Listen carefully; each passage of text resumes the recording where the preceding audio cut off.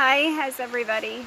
I know it's all a bit weird at the moment and we're trying to adjust to a different normal, I suppose.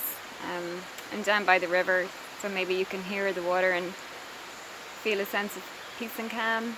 I was just out for a very early morning run, and it's just lovely.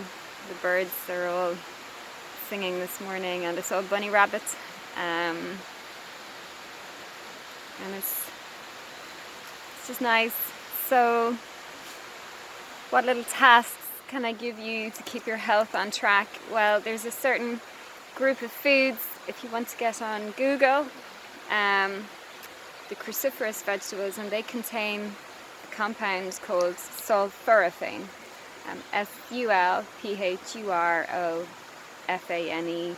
I don't think anyone uses pH. There's different ways of spelling sometimes. And this compound has been shown to be incredibly helpful for our health. Here's my doggie getting her greens in. Our health, our immune systems, our immune response to illness, via managing how the inflammatory response happens. Also, the cruciferous vegetables contain sulfur compounds that are very helpful for detoxification function via the liver. You're all caught up there. So this would have a beneficial impact on, for example, cancer prevention and hormonal balance, so the hormonal linked cancers, but also that liver support will help us with our detoxification of any environmental compounds that come our way. So for many health reasons it's important. For right now there is some evidence or theoretical reasons for sulphorofane to be supportive if anyone fell sick with the coronavirus or any other virus that can potentially trigger off what's called a cytokine storm. So maybe challenge yourselves to try and get more of the sulphorofane containing veggies into your diet, which would be your cauliflower, broccoli, cabbage, kale. I think garlic and leeks have some in there as well. I need to get on the list myself. And the biggest provider would be sprouted broccoli.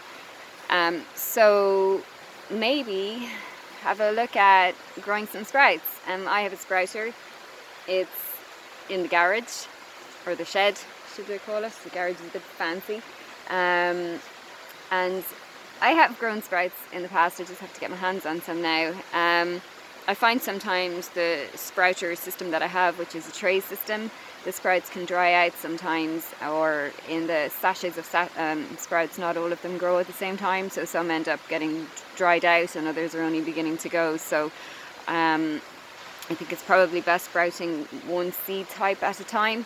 So I'll dig out my own sprouter tray. I think it's funny, we have a sort of limit to how many positive things we all do, and everyone has a different thing. So I will spend a lot of time in cooking from scratch. A lot of vegetables. I'll use beans and lentils balanced out with other things, and making homemade healthy multiple grain breads with nuts and seeds and different things like that. So I sort of fall short after that when it comes to maybe making my own yogurt or making my own kefir or sprouting things. Whereas I suppose another thing that I do is I'll make a lot of homemade pestos and add in nettles, for example, which I'll go collecting.